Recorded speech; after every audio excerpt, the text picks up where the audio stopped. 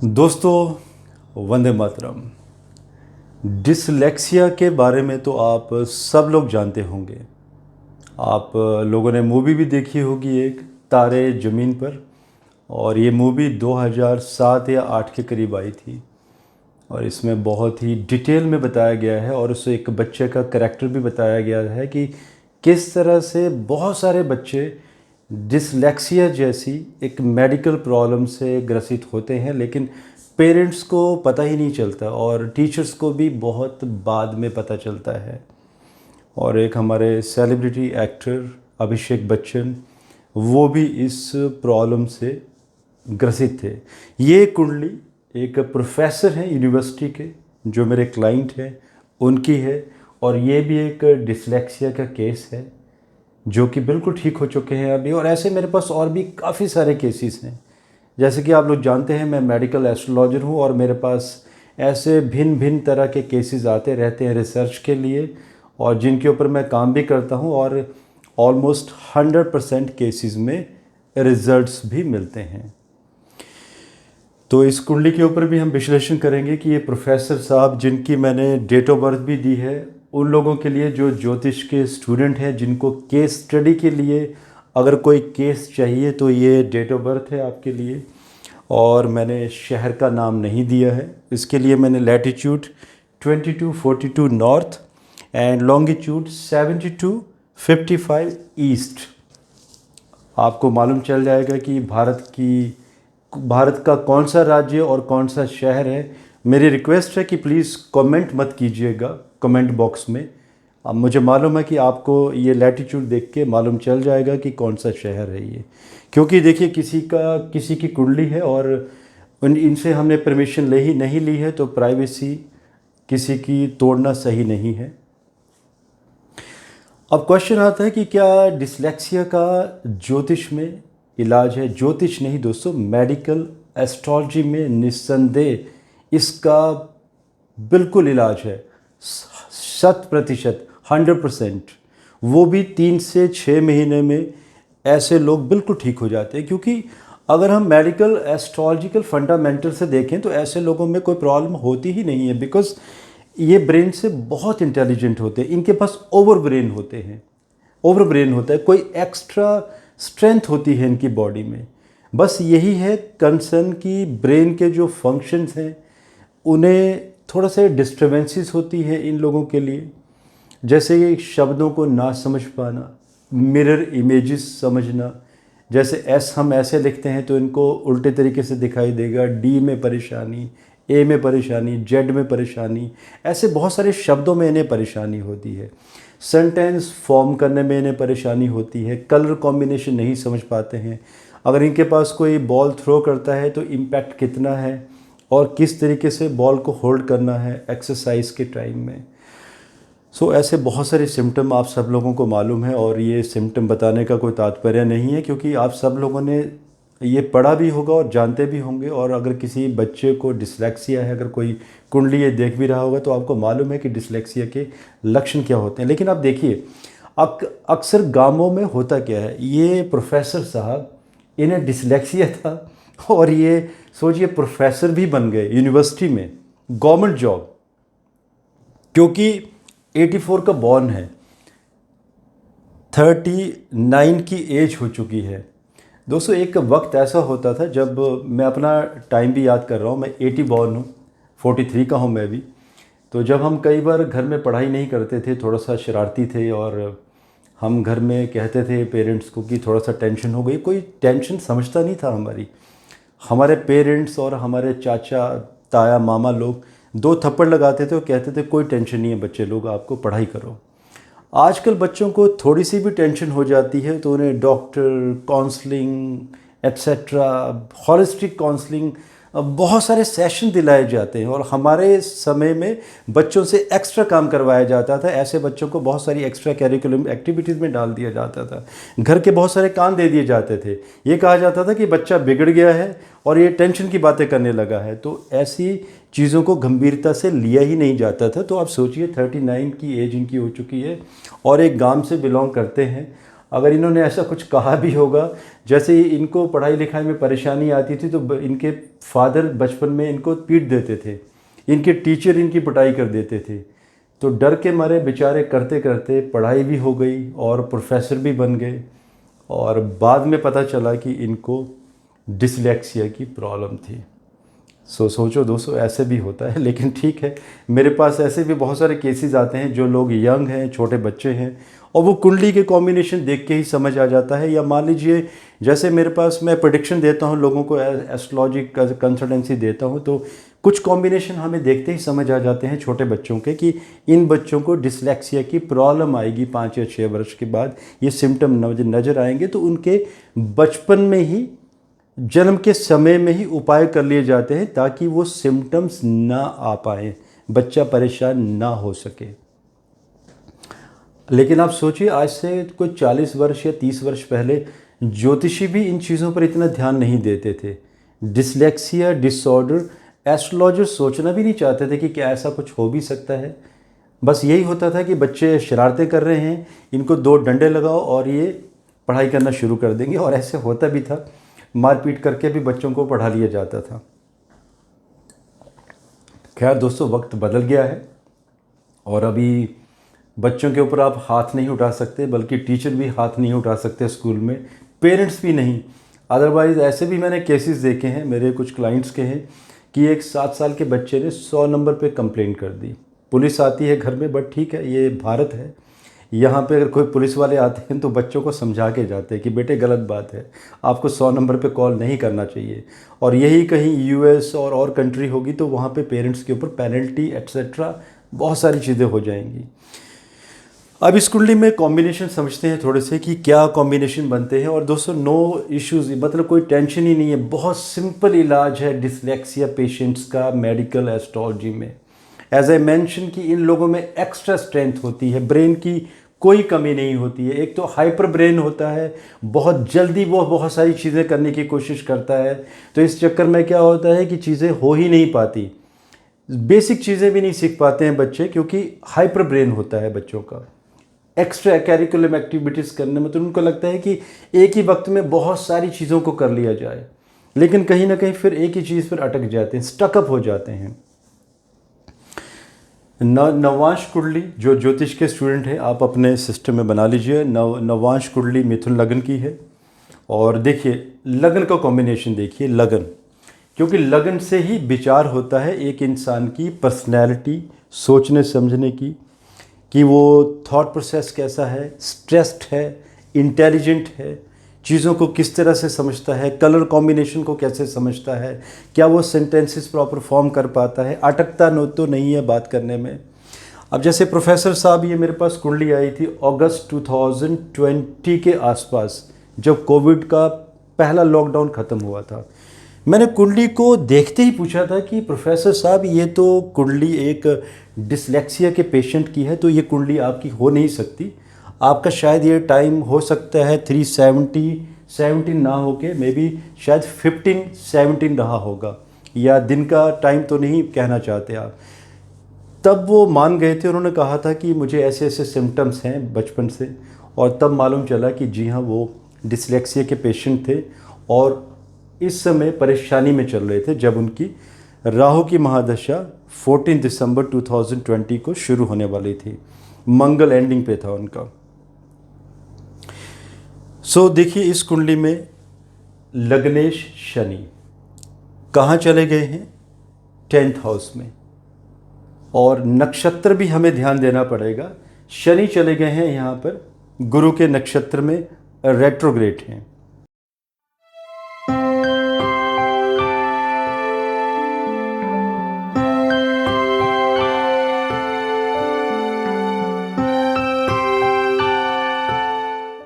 क्योंकि शनि वक्री हो गए हैं और नवांश कुंडली में मेष राशि में 11th हाउस में नीच हो गए हैं, और तीसरी दृष्टि है लगन के ऊपर। तो एक तो पहला कॉम्बिनेशन कि लगन का कमज़ोर होना D9 चार्ट में, क्योंकि D9 मीन्स अगर D1 लगन अगर ब्रेन है तो D9 आपका दिल है, हार्ट है आपका, वहाँ से आपके इमोशंस का वहीं से पता चलता है, आपकी वाइब्रेशन, सोचने समझने की क्षमता तो ठीक है ब्रेन से है, लेकिन आपका जब तक हार्ट और आपका ब्रेन सिंक नहीं होगा तब तक आप सही निर्णय नहीं ले पाएंगे। आपका जो डिलीवरी होती है कम्युनिकेशन वर्ड्स की, वो भी सही तरीके से नहीं हो पाएगी। शनि यहाँ पर 10th हाउस में और पाप कारतरी में चले गए हैं। दोस्तों इसको मैं पाप कारतरी ही कंसिडर करूंगा, बेशक राहु बहुत दूर है लेकिन गर्म ग्रहों के प्रभाव में चले गए हैं। सिमिलर कॉम्बिनेशन नवांश कुंडली में भी शनि 11th हाउस में सूर्य और राहु के मध्य में चले गए हैं। लगन का पीड़ित होना, शनि मीन्स जो कि ब्रेन को स्टेबल करते हैं, लेकिन यहाँ पे क्या हुआ, स्टेबिलिटी तो है, स्टेबिलिटी थी तभी तो वो प्रोफेसर बने, पढ़ लिख गए, जॉब मिली गवर्नमेंट जॉब में, लेकिन कहीं ना कहीं डिस्टर्बेंसेस भी रहा, slow. Shani is a slow moving planet, तो जो उनकी पढ़ाई हुई है थोड़ी सी लेट हुई है। इनके कम से कम 6 वर्ष इन्होंने लेट पढ़ाई कंप्लीट की है। तो स्लो प्रोग्रेस मतलब शनिदेव जी का कार्य है कि चीज़ों को स्लो चलाना। जैसे कि चंद्रमा फास्ट मूविंग प्लैनेट है और मरकरी अगर किसी का लगन में आ जाए तो ऐसे लोग बहुत फास्ट कार्य करते हैं। शनि लगन में हो तो स्लो हो जाते हैं लोग, तो टेंडेंसी स्लो चीज़ों की। लगन के कारक सूर्य की स्थिति भी देख लेते हैं। यहाँ पे सूर्य शुक्र के साथ चले गए हैं यहाँ पर, और सूर्य का जो षडबल है, सूर्य वहाँ पर कमज़ोर हैं और नवांश कुंडली में अष्टम घर में चले गए हैं शनि की राशि में। कारक भी अगर पीड़ित होगा तो वो परेशानी देगा, डिसलेक्सिया का केस बनेगा। ये दोस्तों कॉम्बिनेशन में जो ज्योतिष के स्टूडेंट हैं, एक कभी मैं कोशिश करूंगा कि एक आर्टिकल लिखूं और आप लोगों को एक आर्टिकल हमारी वेबसाइट astrokapoor.com, जिसमें बहुत सारे ब्लॉग्स बने हुए हैं, वहाँ पे एक मैं प्रॉपर आर्टिकल आप लोगों के लिए एक डिलीवर कर दूंगा। और जी हाँ, इसी वीडियो का एक सर्विस लिंक भी हमारे इसी वीडियो के नीचे दिया हुआ है। अगर किसी का कोई बच्चा या कोई फैमिली में किसी को परेशानी है डिसलेक्सिया की, तो आप वहाँ पे चाहें तो सर्विस अवेल कर सकते हैं। आप लिंक पे क्लिक करेंगे, वो आपको हमारी वेबसाइट पे ले जाएगा। उसमें कुछ कॉम्बिनेशन होंगे, लेकिन ब्लॉग में मैं पूरे कॉम्बिनेशन बना के दूंगा कि कितने कॉम्बिनेशन बनते हैं इसके। आज मैं एक शॉर्ट एनालिसिस इसी के ऊपर दूंगा आप लोगों को। सूर्य के बारे में आप देख लिया, द्वितीय सेकंड लॉर्ड, वाणी का कारक, वाणी का कारक बुध भी है, और वाणी का सेकंड हाउस के लॉर्ड को भी देखना पड़ेगा। सेकंड हाउस के लॉर्ड शनि की सेम स्थिति है जो लगन की है, क्योंकि मकर लगन और कुंभ राशि मतलब शनि दोनों राशियों के स्वामी है, तो सेम कॉम्बिनेशन जो मैंने लगन के लिए बताए थे, तो डेफिनेटली वाणी का भी यहाँ पर दोष आएगा। सेंटेंसेस फॉर्म करना, अगर कुछ कहना चाहते हो तो आप प्रॉपर फॉर्मेशन से कह ही नहीं पाते हो आप, क्योंकि ये कॉलेज में प्रोफेसर रहे हैं लेकिन ये प्रॉपर अपना होमवर्क बना के जाते थे, एक पर्टिकुलर डिलीवरी देते थे पैकेट बच्चों को बनाकर। He is a very good professor, very famous also. बच्चे बहुत खुश हैं इनसे, क्योंकि इनका जो कार्य करने का तरीका है इनका कॉलेज में, तो एक वर्क पैकेट देना, स्टूडेंट्स को एक अच्छे तरीके से डिलीवरी देना और एक रिस्पॉन्सिबिलिटी के साथ कि बच्चे अच्छे नंबरों में पास हो जाएं। ठीक है, आई अंडरस्टैंड कि फिर एक कमी भी रहती है कि आप अचानक सडनली कोई डिलीवरी नहीं दे सकते बच्चों को। मान लीजिए कोई ऐसा कोई क्वेश्चन पूछ लिया किसी स्टूडेंट द्वारा, तो आपको समय लगेगा, लेकिन he is a very good person, very gentleman. और इन्होंने अपने कॉलेज में बहुत, इनके जो बच्चे इनके अंडर निकले हैं ऑलमोस्ट सब के सब गोल्ड मेडलिस्ट। तो आप सोचिए स्किल्स कितनी अच्छी हैं कि बेशक बात प्रॉपर सेंटेंसेस फॉर्म नहीं कर पाते हैं, लेकिन वर्क पैकेट इन्होंने नोट्स बहुत अच्छे बनाए हैं बच्चों के लिए। अब आते हैं हम 4th हाउस में। मरकरी के ऊपर भी ध्यान देंगे, वाणी का कारक मरकरी। देखिए बुध यहाँ पर चले गए हैं केतु के नक्षत्र में, और लगन भी इनका बुध है, बुध का ही लगन है। नवांश कुंडली में शनि की तीसरी दृष्टि है वहाँ पर, एंड साथ में बुध लगन पे है, शुक्र चले गए हैं कर्क राशि में। तो एक पार्शल पापकारत्री ही मैं इसे कंसीडर करूंगा, क्योंकि लगन में बुध का बल कम हो गया है और बुध षड बल में बुध कमजोर हो चुके हैं। तो बुध वाणी के कारक कमजोर हैं, कम्युनिकेशन में, डिलीवरी में कमी। चंद्रमा का बेहतरीन रोल देखा गया है, क्योंकि चंद्रमा इमोशन का भी कारक है। अब मुझे मालूम है कई लोग कहेंगे कि चंद्रमा बहुत स्ट्रांग है, यहाँ पे दिग्बली है। चंद्रमा और शुक्र 4th हाउस में दिग्बली होते हैं, लेकिन दोस्तों अकेले चंद्रमा के दिग्बली होने से कुछ नहीं हो जाता है। चंद्रमा सूर्य के बहुत नज़दीक हैं, पक्ष बल बहुत कम है यहाँ पर। इसके साथ चंद्रमा बुध के साथ भी तो हैं, शत्रु प्रभाव, और बुध मेष राशि में शत्रु क्षेत्री, और चंद्रमा शुक्र के भरणी नक्षत्र में चले गए हैं। तो चंद्रमा यहाँ पर बलहीन हो चुके हैं, और पाप कारत्री में सूर्य राहु दोनों ही यहाँ पर है। शनि की दृष्टि, नीच दृष्टि 4th हाउस के ऊपर। और देखिए यहाँ पर एक कॉम्बिनेशन में बताना भूल गया था पहले, लगन के ऊपर, लग्नेश शनि 10th हाउस में, एंड 2nd हाउस वाणी के कारक, वाणी की राशि के ऊपर मंगल और केतु का भी, मंगल की 4थी दृष्टि जिसने केतु का भी प्रभाव लिया हुआ है। तो ये भी तो कॉम्बिनेशन हमें देखना है, जो मैं भूल गया था आपको बताना।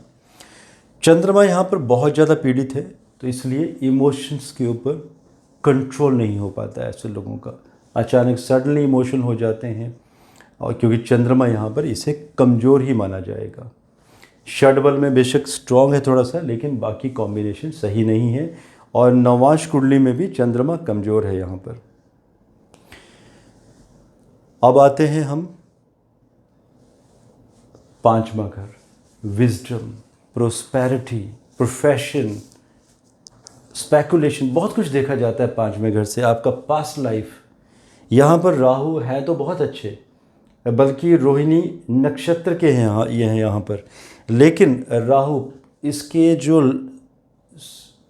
डिपॉजिटर हैं, इसके जो राशि से शुक्र, उसकी स्थिति देखिए, शुक्र यहाँ पर ऊंच है, लेकिन शुक्र यहाँ पे नवांश कुंडली में कर्क राशि में नीच के चले गए हैं, और वहाँ पे गर्म प्रभाव सूर्य की दृष्टि है वहाँ पर। तो शुक्र का बल यहाँ पर कम हो चुका है नवांश कुंडली में, और शुक्र का षड बल में भी शुक्र यहाँ पर कमज़ोर है। बेशक ये योग कारक है यहाँ पर, लेकिन शुक्र का कमज़ोर होना और साथ में राहु मंगल का आपस में भेद, अंगारक योग का फॉर्म होना, तो 5वां घर भी देखा जाता है डिसलेक्सिया के केसेस में। जब ये घर कमज़ोर होगा तो डेफिनेटली वो डिसलेक्सिया के केस बनता है। बट यस, मैं दावा करना चाहता हूँ जितने केसेस मैंने अभी तक डिसलेक्सिया के सॉल्व किए हैं, बल्कि बहुत इजी होता है ऐसे केसेस को सॉल्व करना, क्योंकि जो जातक है नेटिव अगर खुद डिसलेक्सिया का शिकार है और परेशानी है उसको डिसलेक्सिया से, इसे डिजीज़ नहीं कहूँगा मैं, it's not a medical problem, it's a deficiency.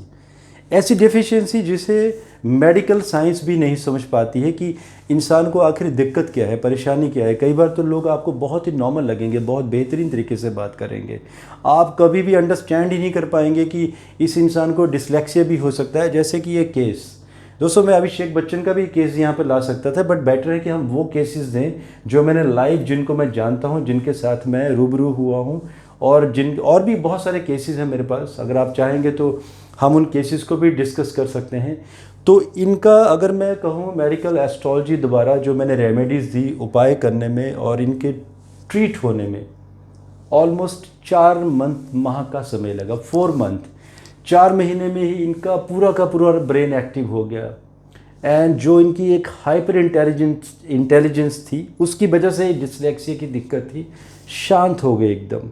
और अभी जो भी बात करते हैं प्रॉपर सेंटेंसेस फॉर्म करके, जैसे हमारे जयशंकर जी बात करते हैं, हमारे विदेश मंत्री, अभी जैसे पीछे अभी जो उन्होंने भाषण दिया था कनाडा के बारे में, इंटरनेशनल ग्रुप के उसमें ऊपर, तो जिस तरह के तरीके से उन्होंने, वो एक कहावत भी है, नाम भूल गया दोस्तों, कह सकते हैं कि वो कहते हैं ना 1000 वर्ड्स में जो बात कहनी है आपको, अगर आप उसी बातों को अगर 20-25 शब्दों में कह देंगे तो एक बहुत बड़ी बात होती है अपने आप में।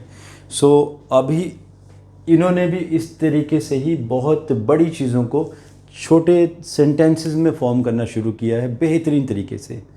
सो डिसलेक्सिया की बात करूँ, अभी कोई भी सिम्टम नहीं है इनके अंदर। अब बात आती है कि उसके उपाय क्या हैं। देखिए, इसमें उपाय मैं नहीं बता पाऊँगा, बिकॉज़ हर एक केस डिफरेंट है, केस टू केस। अगर जनरल रेमेडीज़ की बात कर ले जाएँ तो हम ये कह सकते हैं कि आप लगन को स्ट्रॉन्ग कर लें, या चंद्रमा को बल दे दें या द्वितीयेश को स्ट्रॉन्ग कर लें, लेकिन वो एक जेनरिक रेमेडीज़ हो जाएंगी अगर उस पर हम ऐसे डिस्कस करें। लेकिन बात तब होती है जब हम प्रॉपर पूरे केस के ऊपर काम करते हैं, और कई बार तो कुछ ऐसे केसेस होते हैं जिनमें हमें रेमेडीज़ देने में भी कम से कम 1 सप्ताह का टाइम लग जाता है, 1 वीक का। समझना पड़ता है कि जातक को ऐसे कौन से कॉन्क्रीट सॉल्यूशन दिए जाएं ताकि वो विद इन 90 डेज़ ठीक हो जाए। बिकॉज दोस्तों, एज ए मेडिकल एस्ट्रोलॉजर एक रिस्पॉन्सिबिलिटी भी होती है कि आपको जातक को जल्दी से जल्दी ठीक करना होता है। आप लोगों के कोई क्वेश्चंस हो आप ज़रूर पूछिएगा, और आज के लिए मुझे इजाज़त दीजिए। और अगर आपको लगता है कि किसी और रोग के बारे में आपको जानकारी चाहिए, बिकॉज़ मेरे पास तरह तरह के पेशेंट्स आए हुए हैं जिनके मैंने अलग अलग लोगों का इलाज भी किया है। बिकॉज़ दोस्तों, मैं कोई नहीं होता इलाज करने वाला, सुप्रीम पावर ऊपर है, वही इलाज करवाती है। और जब तक उस सुप्रीम पावर की मेरे ऊपर ब्लेसिंग्स हैं तभी तक मैं किसी का इलाज कर सकता हूँ। बिकॉज़ मैं जरिया हूँ, इलाज करने वाले हम कोई नहीं होते हैं, इलाज वो करता है और कहीं ना कहीं जरिया हम बनते हैं। तो सॉरी, मैं सेंटेंस पहले गलत कह दिया था कि मैं इलाज करता हूँ, मैं नहीं करता हूँ, वो सुप्रीम पावर ही इलाज करवाती है हमसे। और मेरा ये मानना है कि आप एक सही कंसल्टेंट के पास भी तभी पहुंचते हो जब आपके ऊपर भी उस सुप्रीम पावर की ब्लेसिंग्स होनी शुरू हो जाती है। इजाज़त दीजिए, धन्यवाद। भारत माता की जय।